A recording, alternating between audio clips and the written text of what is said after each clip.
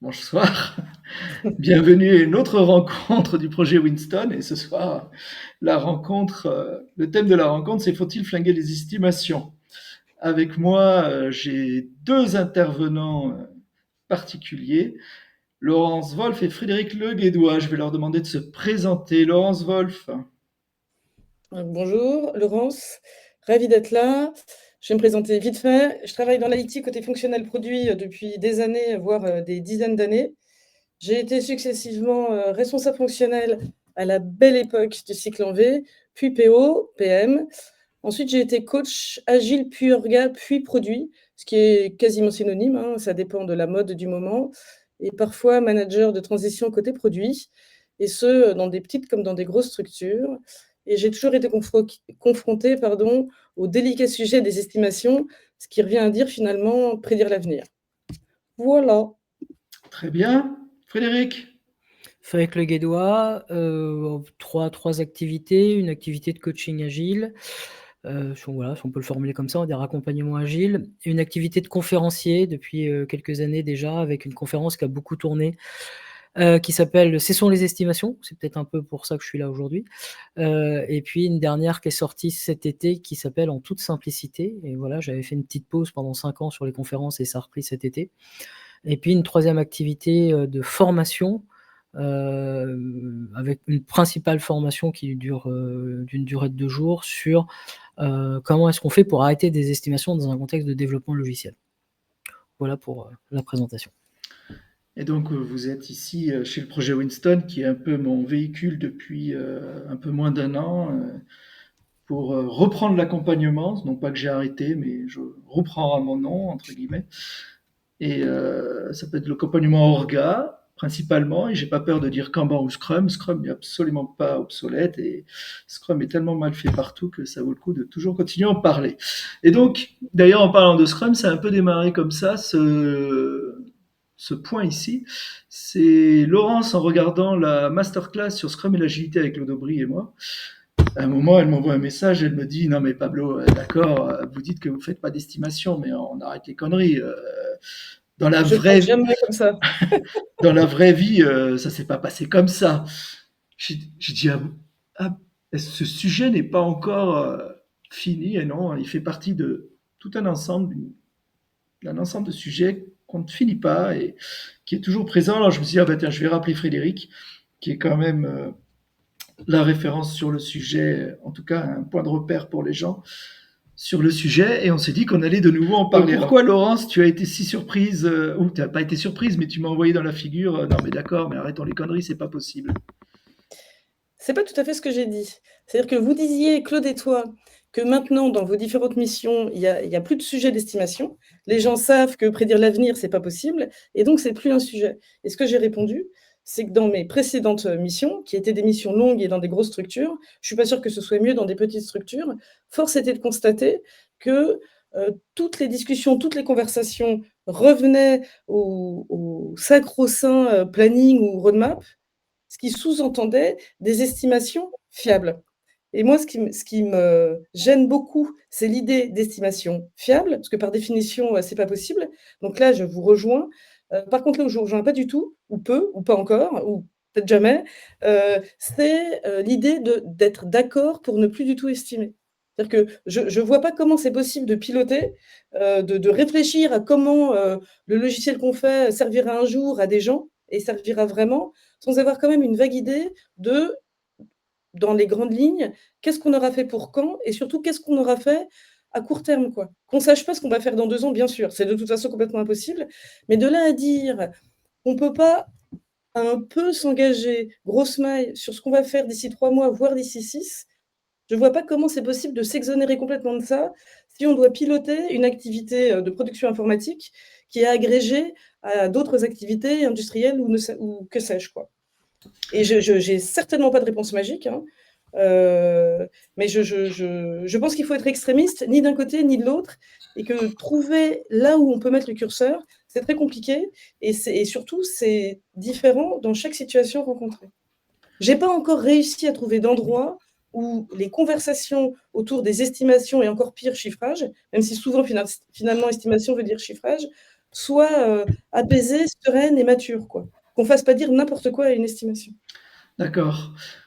Alors, je vais passer la main tout de suite à Frédéric qui va prendre le temps d'exprimer ce qu'il pense de ce sujet, mais tu as déjà mis un point précis, c'est qu'on parle ici de l'estimation. Je pense que Frédéric va partir dans des définitions, une estimation dans le digital. On est bien d'accord que nous, notre Oui, oui. sujet, c'est autour de l'IT. Et sur ce, Frédéric, je te passe la main. Oui, on va échanger après avec Laurent, je pense, elle a évoqué deux aspects principaux, que c'est le pilotage et la synchronisation entre équipes. Donc je pense qu'il faut qu'on vienne un peu sur le sujet. Mais effectivement, tu fais bien de préciser, Pablo, qu'on parle d'estimation dans l'IT, et je vais même préciser, à mon sens, dans le développement logiciel. Parce qu'en fait, dans l'IT, il y a plein d'activités qui sont reproductibles et prédictibles. Par exemple, on installe des systèmes de manière régulière, et donc on connaît nos durées d'installation. Du renouvellement de postes de travail, on en a fait des milliers, on va en faire des dizaines de milliers, des centaines de milliers. On a fait une mesure, et donc à partir du moment où une activité reproductible, à mon sens, elle peut être prédictible. Et donc, quand on dit arrête des estimations, à mon avis, c'est surtout dans les contextes fortement imprédictibles, et à mon sens, le développement logiciel rentre là-dedans, développement logiciel au sens large, hein, c'est pas juste la programmation, c'est aussi toutes les interactions avec les utilisateurs. Et donc cet aspect-là. Alors quand on dit arrêter les estimations, forcément on peut voir ça un peu comme une provocation. Il faut déjà définir de quelle estimation nous parlons. Il y a deux grandes estimations. Il y a l'estimation d'une quantité de travail pour un périmètre fixe, et puis il y a l'estimation du délai pour un périmètre fixe, ce qui implique l'arrêt des plannings. Et ça a été évoqué précédemment, avec toute la difficulté que ça pose d'arrêter des plannings. Alors, le non-estimate, à mon sens, en tout cas tel que moi je l'ai connu, ça a d'abord été une sorte de cri de révolte un peu sur les réseaux sociaux en disant on en a marre de ça. Donc c'était un hashtag, voilà, non-estimate. Et aujourd'hui, tel que je le perçois, il y a 3 grandes définitions du non-estimate. Il y a toute une partie des personnes qui disent on fait du non-estimate, mais ne nous trompons pas, quand on fait du non-estimate, on fait des estimations. Alors ça, pour moi, c'est la définition qui me paraît la plus problématique, parce que j'ai quand même l'impression qu'il n'y a rien de nouveau sur le soleil. L'innovation, c'est quand même souvent l'amnésie. Et pour être d'un âge certain qui ait connu les chefs de projet qui avaient travaillé au siècle passé, c'est déjà ce qu'ils nous disaient. Les estimations, c'est pas fiable, mais on n'a pas le choix. Et puis ça me pose problème, parce que si je m'achète une compote sans sucre ajouté dans lequel il y a du sucre ajouté, j'ai l'impression que c'est une escroquerie. Si je m'achète un cosmétique sans parabène dans lequel il y a du parabène, j'ai l'impression que c'est une escroquerie. Et donc si on revendique qu'on fait du non-estimate alors qu'on fait des estimations, ça me pose problème, et je ne comprends pas pourquoi on veut à tout prix faire du non-estimate. Finalement, il n'y a aucune honte à faire des estimations. Et donc sur cette première définition de le non-estimate, on fait quand même des estimations, ça me pose vraiment difficulté. Je pense qu'il vaut mieux dire on fait des estimations, mais on n'y accorde pas beaucoup d'importance. Il y a une deuxième définition que je vois émerger, ce sont des personnes qui souvent sont venues de Scrum et ont fait des estimations pendant des années, et puis à un moment se sont rendus compte que si on découpe très finement et que on livre souvent, eh bien on a une cadence de livraison. Et donc on va se dire ok, depuis le début de l'année, on a livré toutes les semaines entre 5 à 6 fonctionnalités. Donc, à partir de là, on va pouvoir faire de la prédictibilité. Et donc, on va dire à notre client, eh ben, écoutez, on livre 20 fonctionnalités par mois, donc vous nous donnez vos 20 prioritaires et voici ce qu'on va vous livrer le mois prochain. Alors, cette approche me semble un peu plus cohérente, parce qu'en tout cas, ces gens-là, effectivement, faisaient des estimations et ont arrêté d'en faire. Donc, le fait de revendiquer le non-estimate dans ce deuxième contexte me paraît un peu plus légitime et cohérent. Par contre, ça me semble toujours éminemment problématique parce qu'on est toujours dans une approche prédictive. C'est-à-dire, qu'est-ce qui va se passer? Qu'est-ce qu'on va faire de tout ce qu'on va découvrir le mois prochain? Et donc, à partir du moment où j'annonce, voici les 20 que vous allez avoir le mois prochain, ok. Et puis à un moment, il y a la réalité qui va émerger, ça va rentrer en contradiction avec le plan, et puis il va y avoir la réflexion. Alors qu'est-ce qu'on fait? Est-ce qu'on fait ce qu'on a annoncé? Est-ce qu'on fait ce qu'on doit faire maintenant? Il faut dire que ce qu'on avait annoncé n'est pas le bon, et puis on retombe dans le bazar de la prédictibilité. Et puis il y a une troisième définition du non-estimate. Alors moi je suis dans cette logique-là. Vous avez d'autres personnes comme Rudy Onfroy, par exemple, qui communiquent beaucoup sur les réseaux sociaux.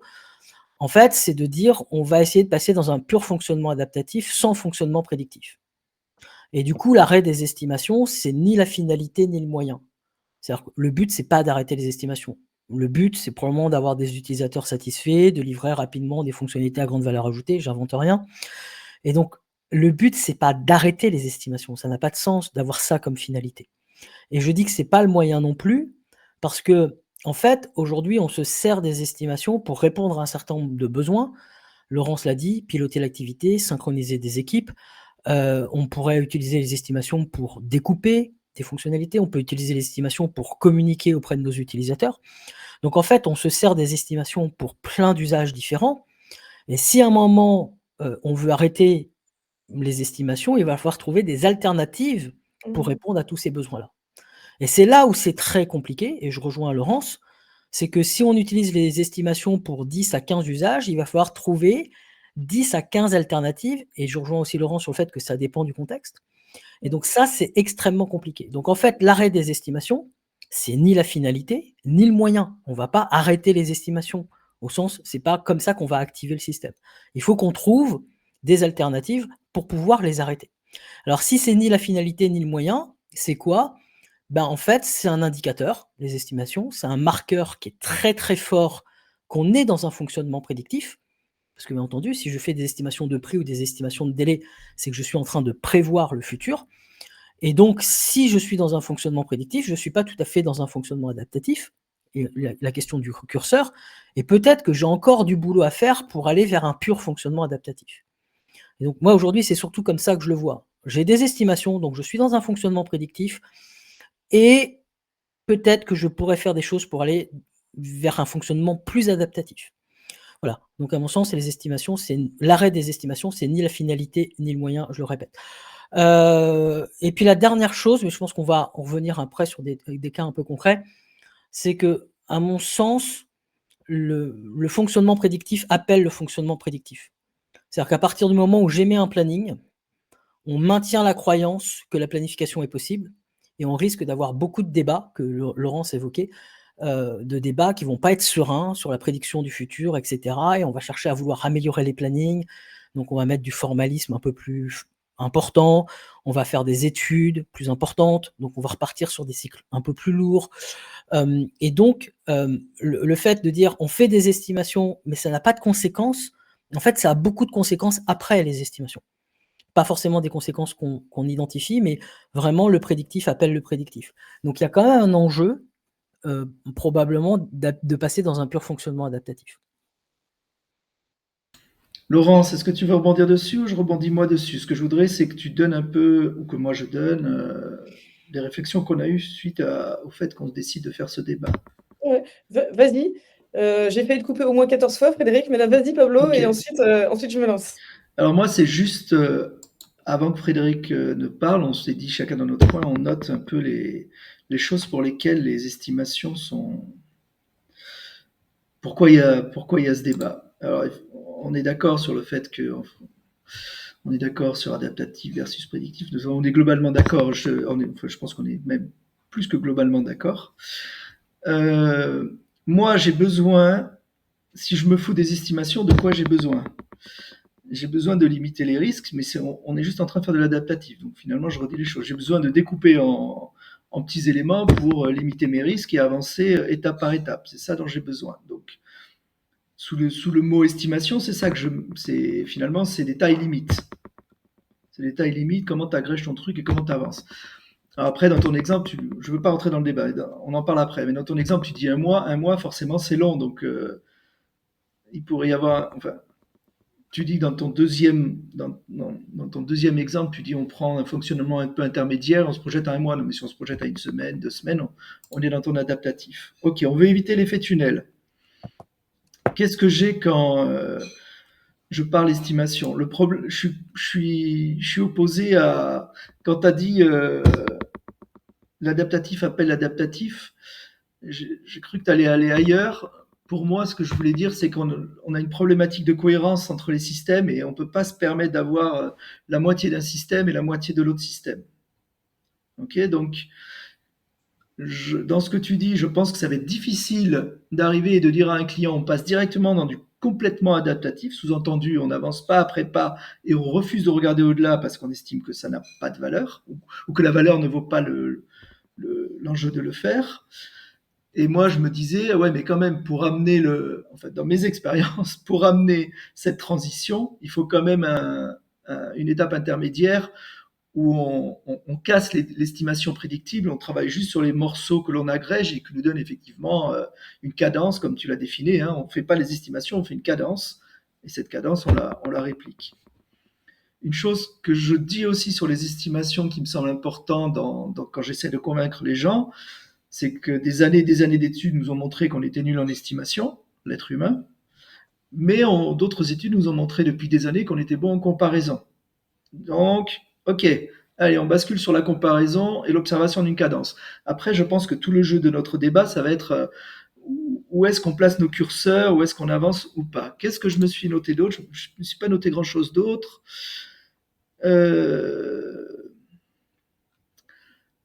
Alors, en ce moment, mon leitmotiv, mon sujet préféré, c'est les décisions. Qui prend les décisions à quel moment dans l'entreprise, comment la décision est distribuée, quel type de décision. Et là, je ramène encore une fois, c'est à quel moment on décide de prendre quel type de décision. L'adaptatif versus le prédictif, c'est finalement un changement complet dans le type de décision que l'on prend au fil du temps. Donc c'est encore au regard de la décision, ça me semble important. Plutôt que d'avoir une décision initiale avec un maximum de risques, on a des décisions étalonnées dans le temps où on va limiter considérablement le risque et améliorer l'impact. C'est un peu ça l'enjeu qui se cache derrière ces petits morceaux. Et je pense que j'ai fini. Je regarde juste. À moi? Ouais, je pense que j'ai fini. À toi, Laurence. Ouais. Bon, juste pour le petit jeu, pour moi, estimation et comparaison, c'est la même chose, quoi. C'est la différence entre estimation et chiffrage. Bon, en tout cas, c'est comme ça qu'on le fait. En tout cas, c'est comme ça que moi je le fais d'habitude, les estimations, quand je peux le faire de façon assez sereine. En fait, ce qui me vient quand je vous entends, je suis, quoi que ça puisse vouloir dire, je suis une agiliste convaincue. C'est-à-dire que découper, prioriser, limiter le risque comme ça, décider de pas faire, avoir une boucle de feedback utilisateur parce qu'on est en prod le plus rapidement possible, et cetera, et cetera. Je dis 100 000 fois oui. Hem Et je suis assez d'accord, quoi, avec tout ce que vous dites et toi aussi, Frédéric, quand tu dis qu'il faut parler du prédictif à l'adaptatif, et cetera. Le problème, c'est que, enfin, si c'est pas 100, c'est 98 des contextes dans lesquels j'ai bossé et j'ai beaucoup été, hein, PO, PM, coach, enfin, j'ai tourné côté autour des sujets, enfin, longuement et dans plein de boîtes, quoi. C'est que j'ai l'impression que c'est une utopie. C'est-à-dire que je n'ai pas vu d'endroit où oui, on est là pour discuter, hein.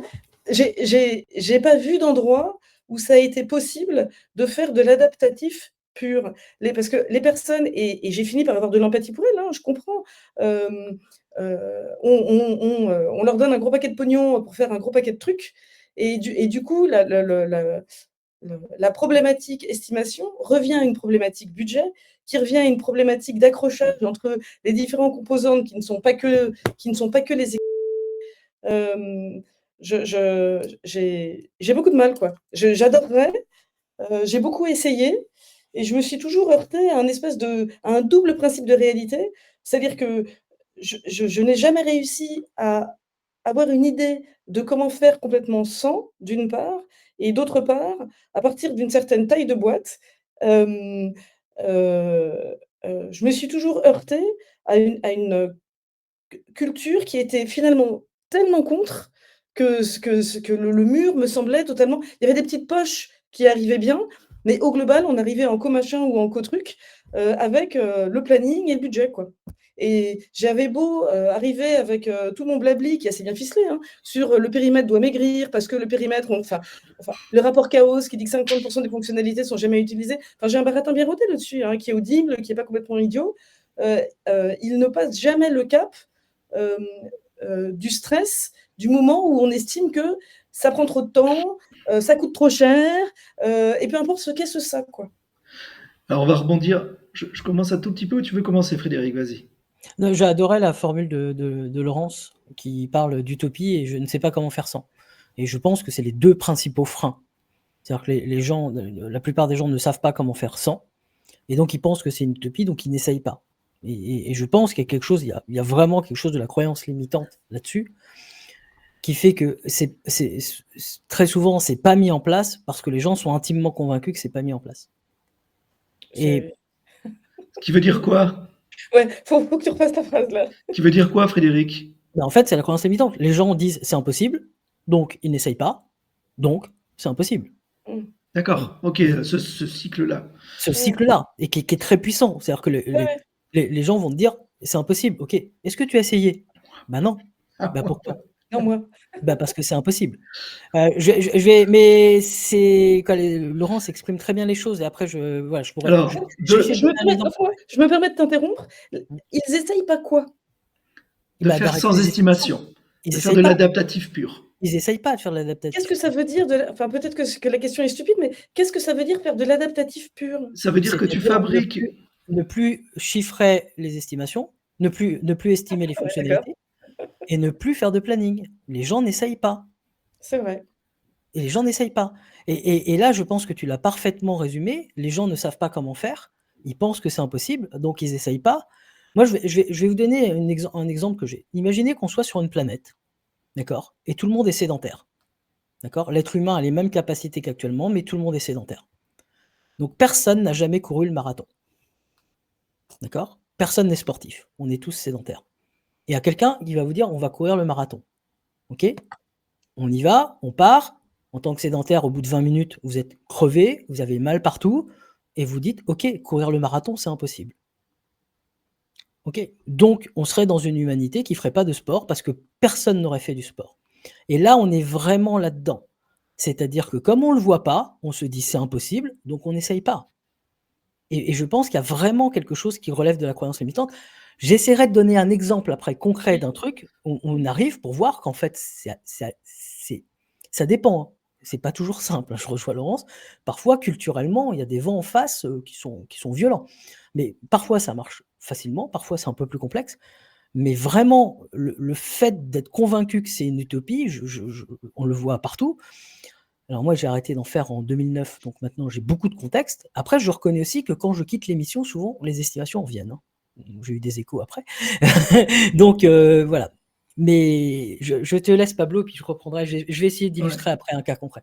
Plusieurs choses. Alors d'abord, Laurence, tu n'avais pas tout à fait compris en tout cas, on s'était pas très bien compris entre ce que Claude et moi disions et ce que toi tu as entendu. Il n'y a aucun lieu où j'arrive où il y a 0 estimation. D'accord? Aucun. Par contre, c'est assez facile. Alors, je vais me contredire dans 5 minutes, mais c'est ne voulant absolument pas revenir à des estimations faussement précises, faussement détaillées. C'est constamment, on bascule sur des petits éléments où on consolide une cadence, et selon les contextes, c'est assez facile ou pas. En plus, au-delà d'une question d'utopie, donc de conviction, donc de croyance, il y a quand même un gros pavé politique. C'est-à-dire que le sujet n'est pas de fabriquer un truc, de réussir un truc, de réussir un projet, un produit, d'avoir un impact sur un morceau de marché. Le sujet est de réussir à avoir la promotion à la place de Jean Bernard. Et donc, j'ai d'abord besoin de montrer des chiffres pour pouvoir montrer que j'ai des meilleurs résultats que Jean Bernard, peu importe ce qui se passe derrière. Donc, il y a aussi des grosses problématiques il y a plein de gens qui lâcheraient, qui essayeraient, sauf qu'ils ont un truc politique au-dessus de la tête. Donc, on a besoin de les sécuriser. Et à un moment, tu as dit stress, Laurence, tu as utilisé le mot stress. Pour moi, le stress, on est pile poil dans ce que j'essaie d'expliquer sur la décision. Tu décides d'avoir une estimation tout de suite au début ultra précise qui sera complètement fausse, mais au moins, tu t'enlèves le stress de l'inconnu. Enfin, de l'inconnu, de pouvoir nager dans cette incertitude. Là, on est tous d'accord, c'est que c'est complètement faux. Là, je vous rejoins parfaitement. Hein. Donc, pourquoi est-ce que les gens continuent à travailler sur quelque chose qui est complètement faux? Il y a un peu de bourrage de crâne. On a appris à être comme ça en tant que Français. Descartes, tout s'assemble, tout se cumule et on arrive à un total avec un chiffre sans chiffre derrière la virgule, ce qui est complètement à côté de la plaque. soit on le fait parce qu'on est les Shadows. Dans les utopies, dans les convictions dont parle Frédéric, c'est les Shadows. Hein, on le fait par mimétisme et la peur du risque de ce qu'on va découvrir derrière. Je vais juste essayer d'illustrer un cas concret et voir.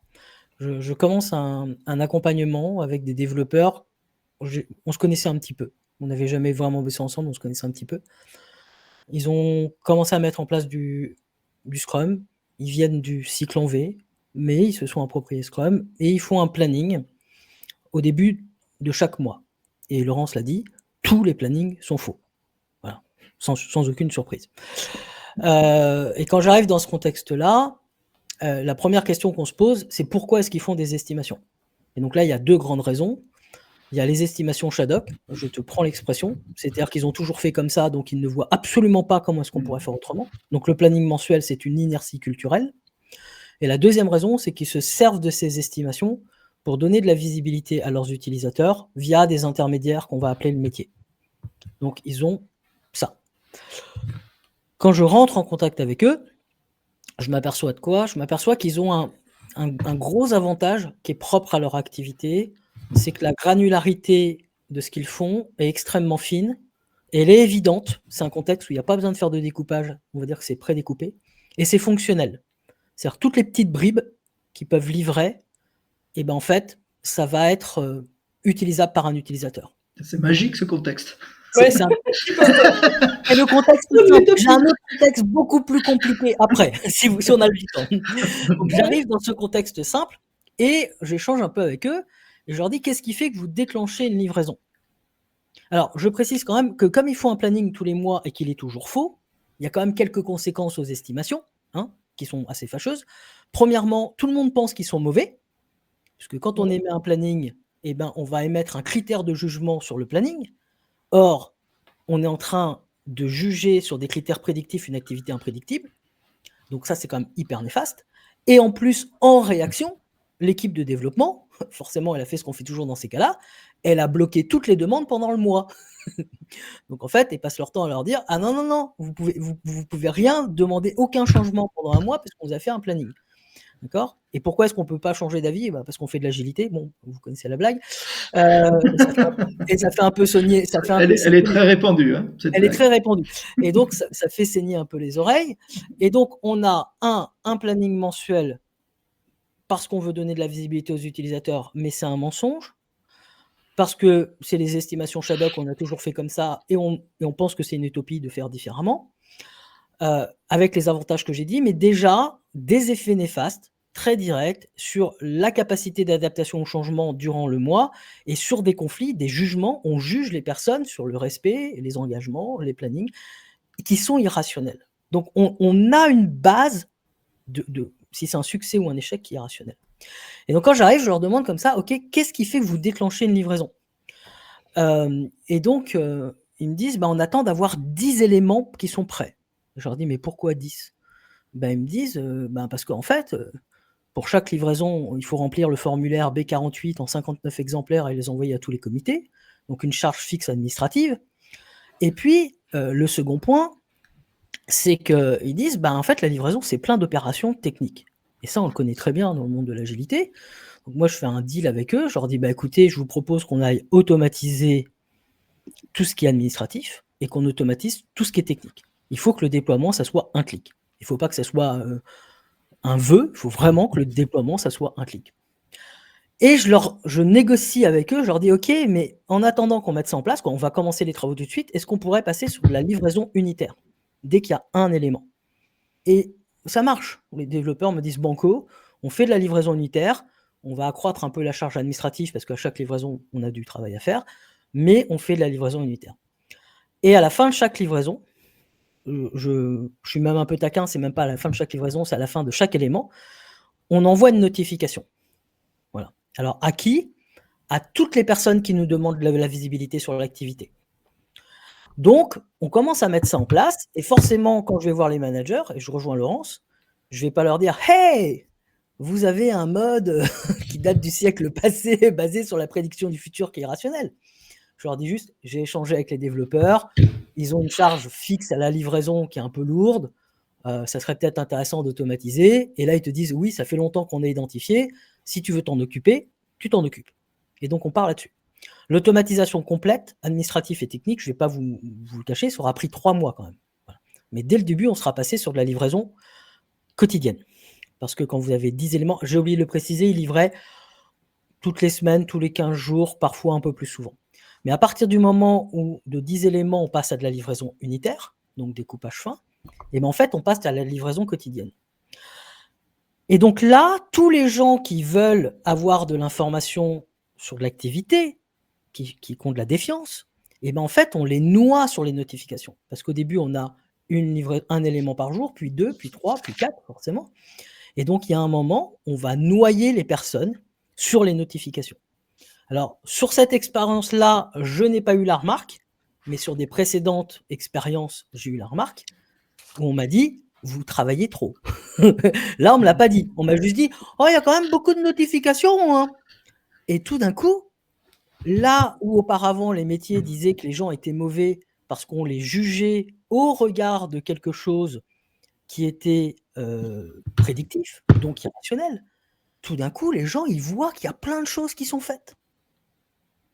Et alors là où je dis que ça a été très simple, c'est qu'on a arrêté de faire les plannings mensuels.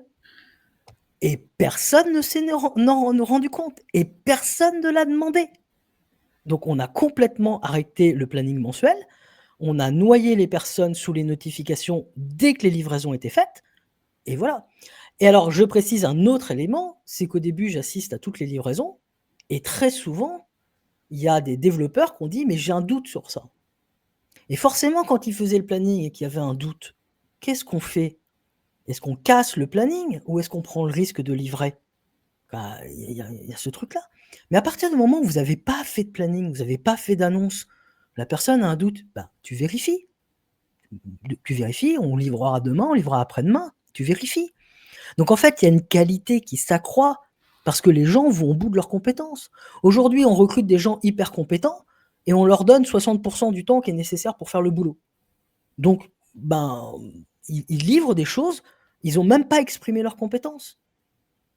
Et donc là, on a le gain de réactivité, c'est-à-dire que quand les gens venaient en plein milieu du mois, à n'importe quel moment, on leur disait oui, tu peux changer tes prix autant que tu veux.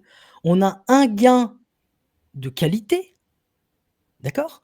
Et puis on a un gain de rationalité, c'est-à-dire qu'on ne juge plus les personnes sur la prédiction du futur, mais à la fois sur la fréquence de livraison, le nombre d'éléments livrés, et en plus, pour la petite anecdote, il mesurait la satisfaction des utilisateurs et c'était très peu partagé.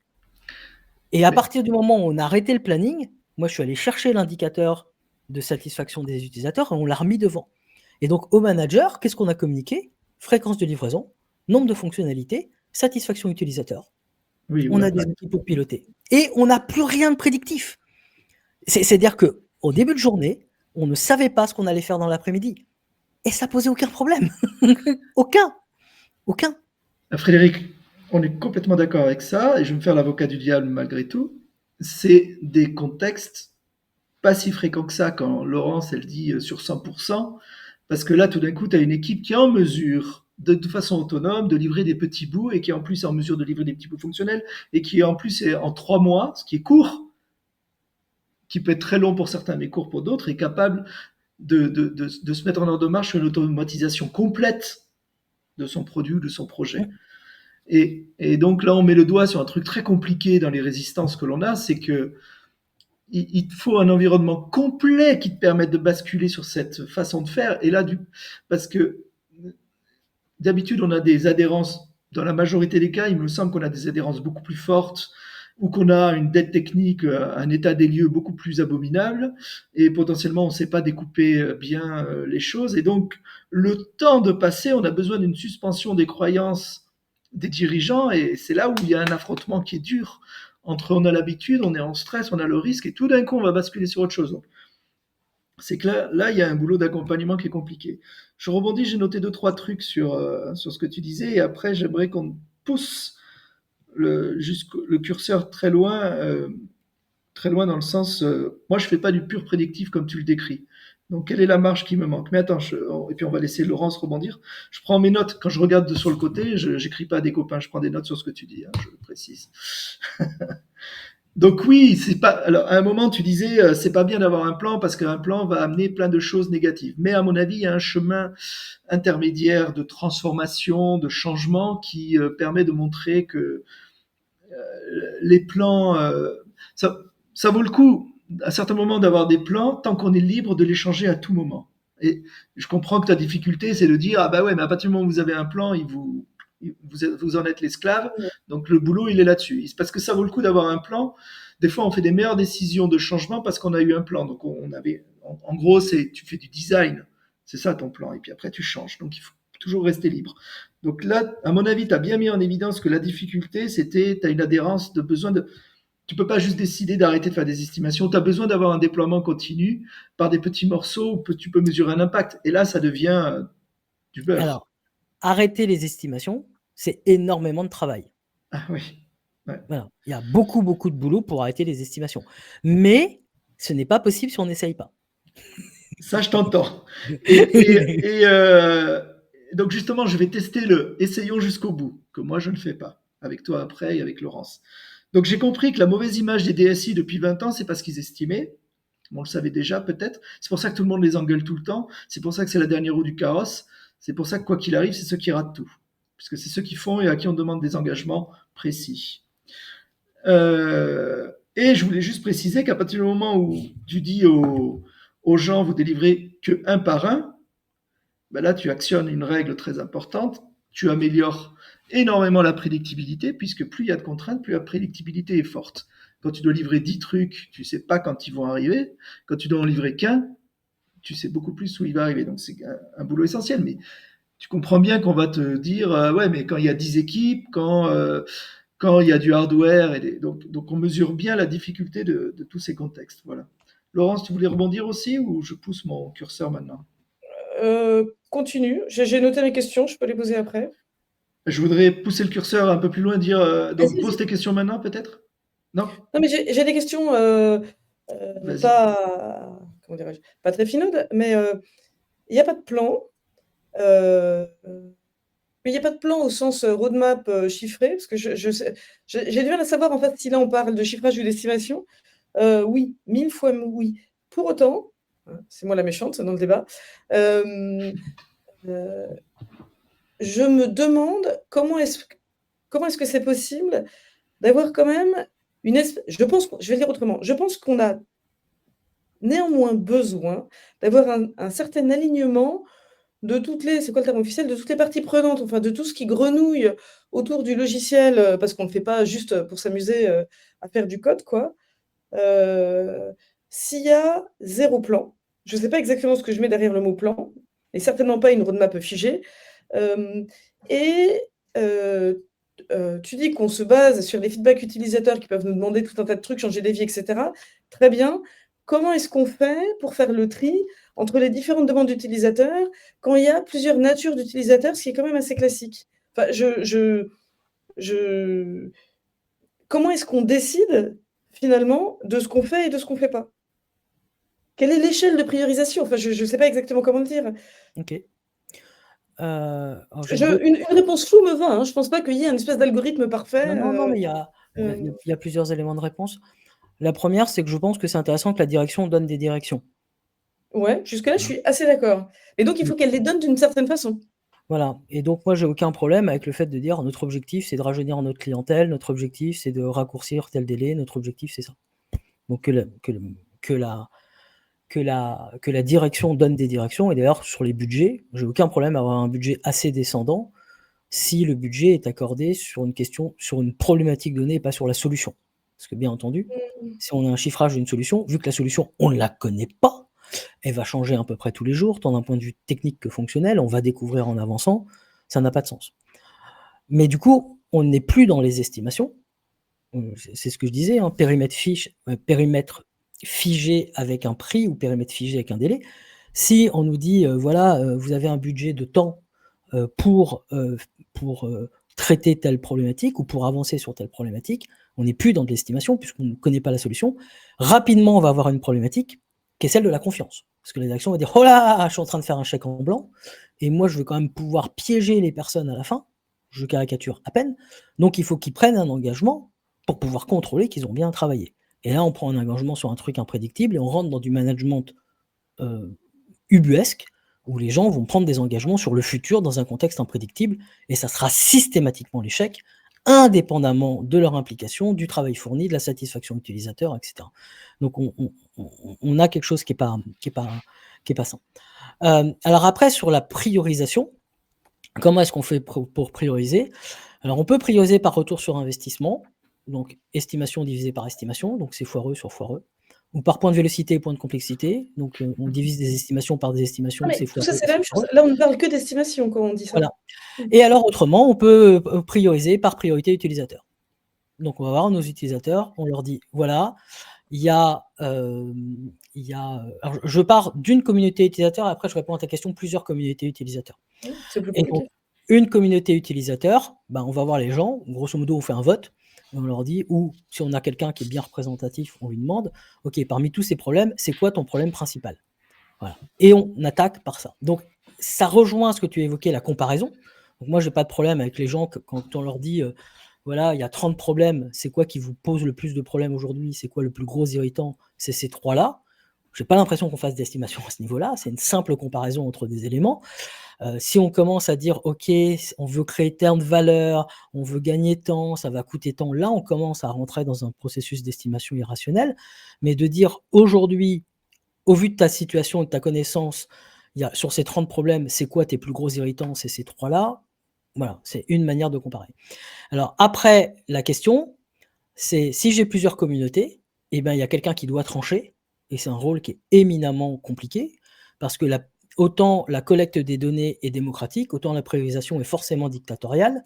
C'est-à-dire qu'à un moment, il y a bien quelqu'un qui va devoir dire entre les différentes communautés, on commence par ça, et après, il faut argumenter auprès des autres.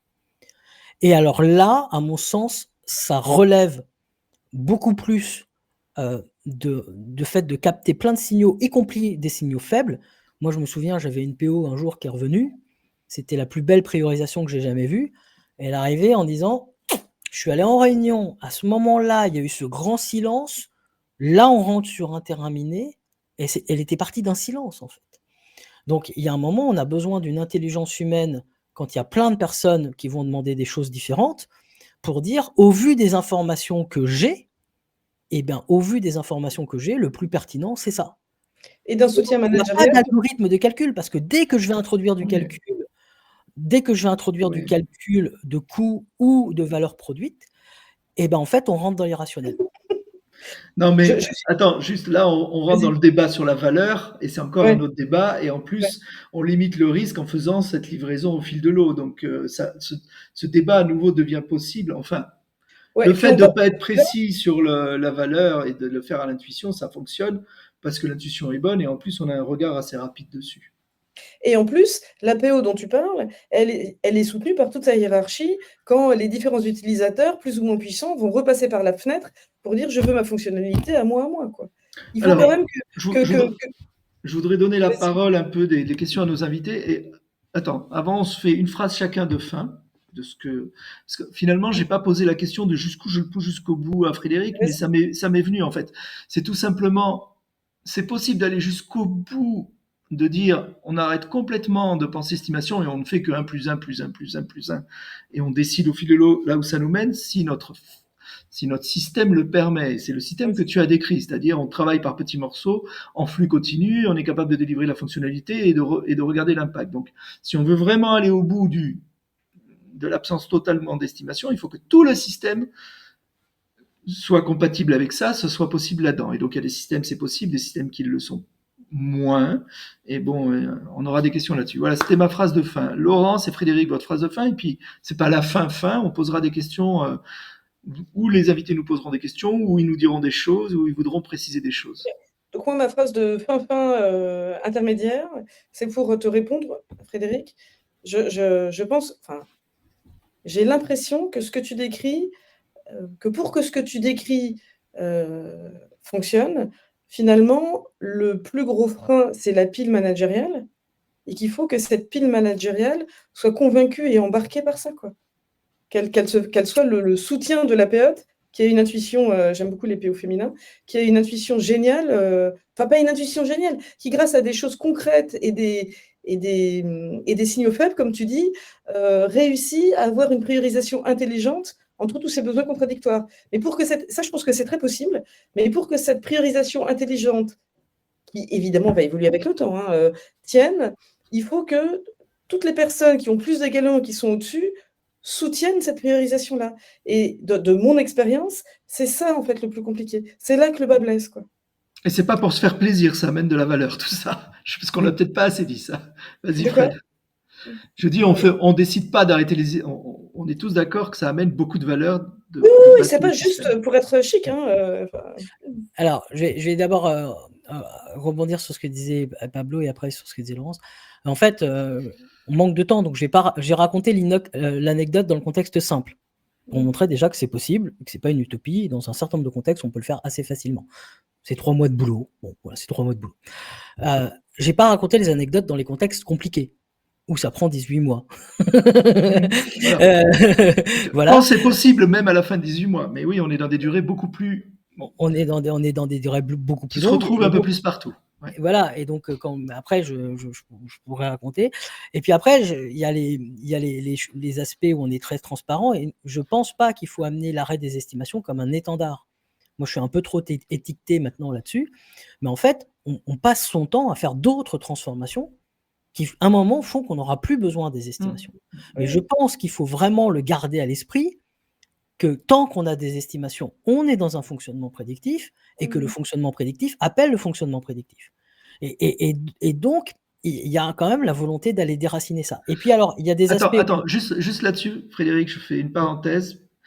C'est ce que je trouve le plus intéressant dans tout ce rapport DORA. Tout le monde parle de DORA, des mesures DORA, etc. Mais ce qui est le plus important à mes yeux dans DORA, c'est que c'est intriqué entre des aspects très techniques et des aspects très managériaux, comportementaux. Et en fait, c'est la technique qui nous fait changer nos comportements qui nous font changer la technique. Hein, tu sais, culture, pratique, nature, ce cercle-là. Oui, il y a un continuum.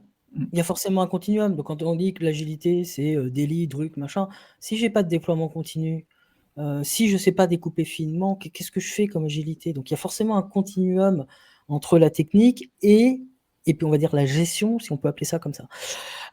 Donc voilà. Et puis alors pour ce que disait Laurence, l'appui managérial, en fait, si on est tous d'accord que les estimations sont fausses, émettre des estimations, c'est un soulagement sur le court terme, mais c'est un boomerang sur le long terme, puisque forcément, plus on va émettre d'estimations, plus on est en train de mentir à nos interlocuteurs, plus on sera jugé comme incompétent.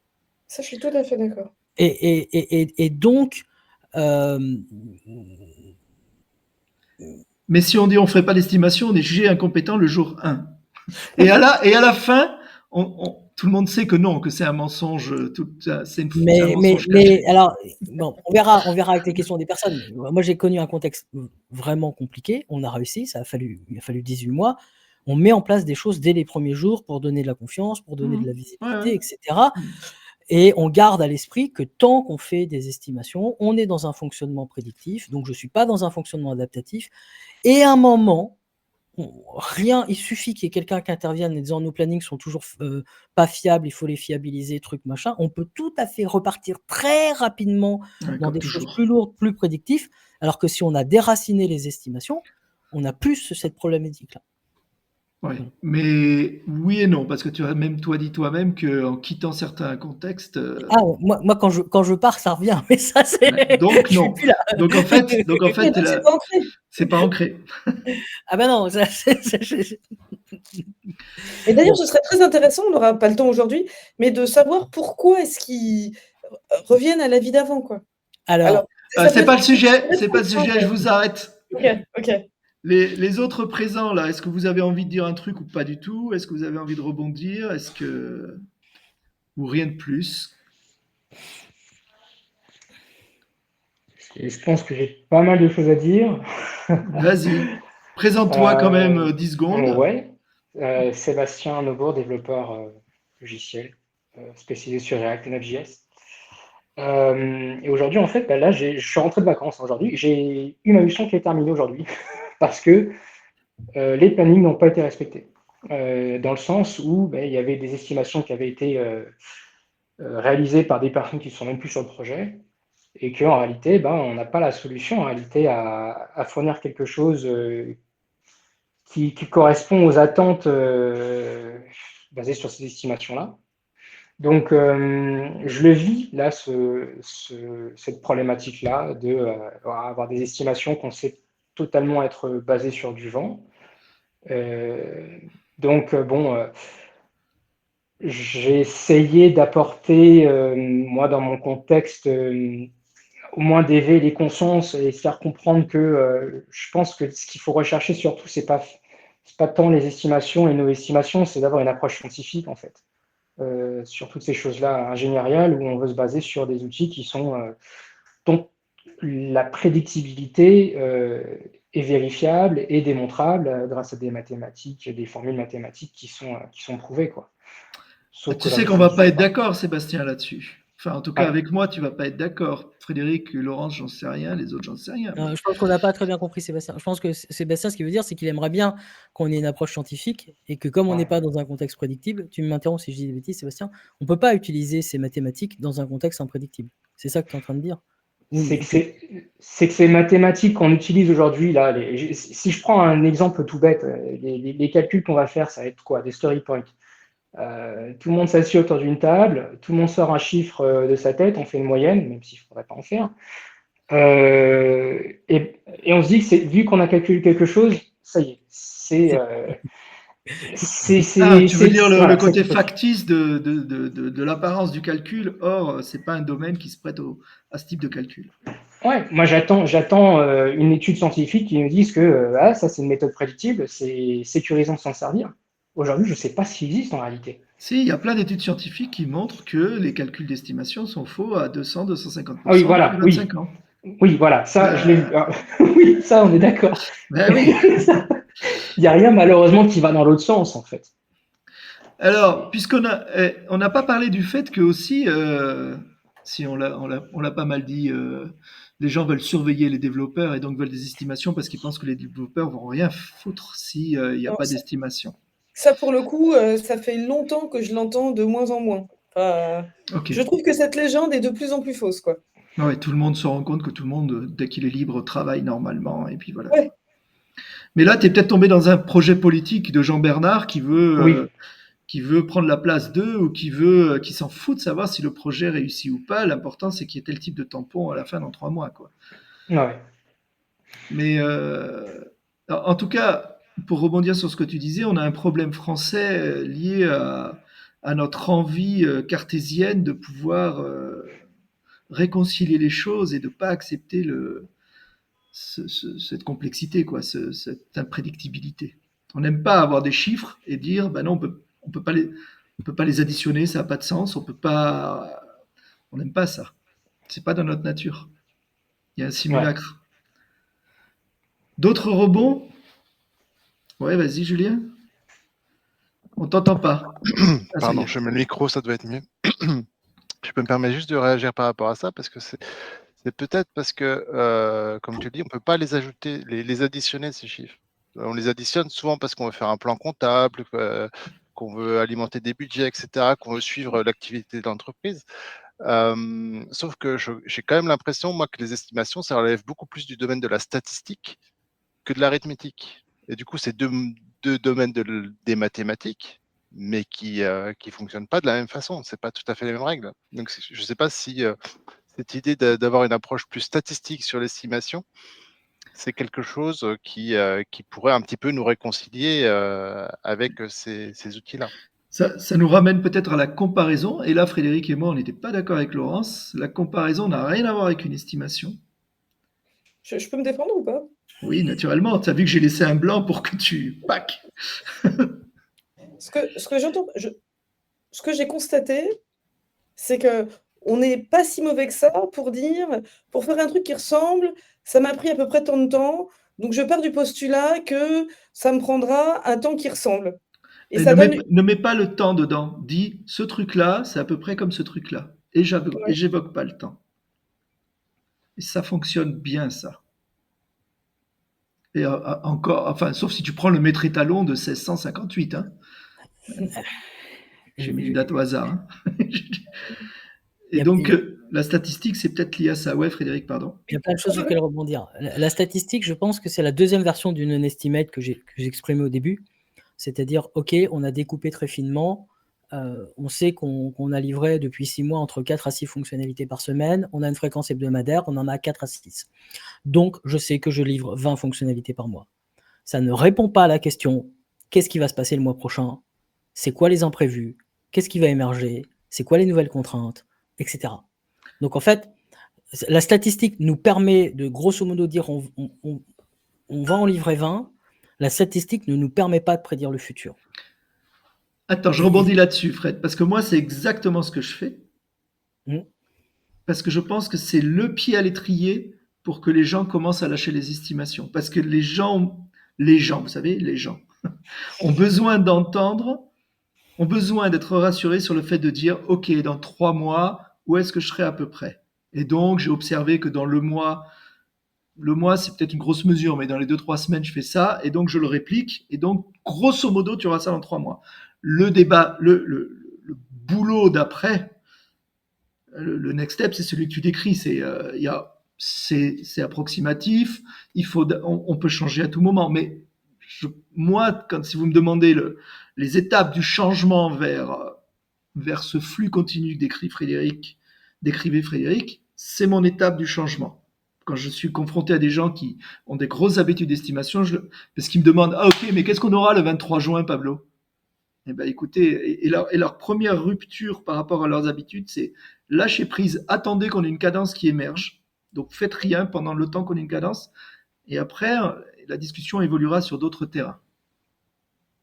Et, et je voulais rebondir là-dessus en disant aussi qu'on fait des estimations aussi. C'est quand on vient après essayer d'y apporter des optimisations. Et là, en fait, quand on est dans le monde adaptatif, ça fonctionne assez mal. Mais c'est des optimisations qu'on fait dans le monde prédictif, parce qu'on essaie justement de rendre notre chemin optimum pour y passer le moins de temps et consacrer le moins d'efforts possible. Mm. Et ces réflexes-là, généralement, c'est pas tant l'estimation qu'on a produite au départ qui est pas bonne, c'est après ce qu'on en a fait, comment on les a agrégés, comment on les a additionnés, et finalement pour rendre quelque chose qui au final n'est plus réaliste du tout. Déjà au départ, c'était quelque chose qui était un peu voilà, au doigt mouillé. On se donne une idée, on a une appréciation, on fait de la comparaison, mais après optimisation, là, on n'est plus du tout, on est complètement dans le déni de réalité, quoi. Quelqu'un veut rebondir? Ouais, je pense qu'on est dans le début de réalité dès qu'on se dit voici ce qui va se produire la prochaine semaine dans un contexte imprédictible. Le déni de réalité commence à ce moment-là, avec la contrainte de quand la contrainte va émerger, qu'est-ce qu'on en fait? C'est-à-dire qu'on a toujours deux temporalités. Il y a ce qu'on a planifié et ce qu'on sait maintenant. Donc il y avait les décisions qu'on a prises à l'époque au début du planning, où on a fait l'estimation. Donc on avait peu d'informations et il y a le niveau d'information qu'on a maintenant.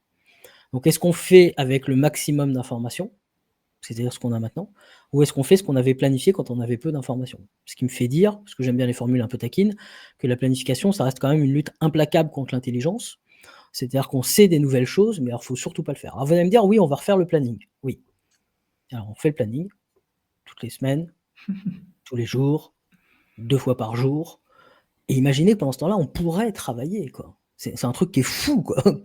Donc en fait, quand on fait la mise à jour du planning, en fait, on se dit: «OK, on fait un planning, on sait qu'il est faux, mais c'est pas grave parce qu'on pourra le mettre à jour».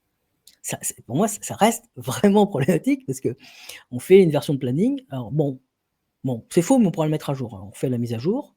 Bon, c'est faux, mais on pourra le mettre à jour. On fait la mise à jour et puis, la 249e version, après 5 reports de mise en production, tadam! C'est bon, le planning est bon! La veille de la livraison. Et tout le temps qu'on a passé à faire ça, on a passé à faire des plannings faux parce qu'on était rassuré, parce qu'on pourrait refaire des plannings faux. Bâtir ou prédire le futur, il faut choisir. Et je pense vraiment que ce temps-là, on pourrait le mettre pour développer. Voilà. Et par contre, je rejoins à Pablo sur ce que tu disais.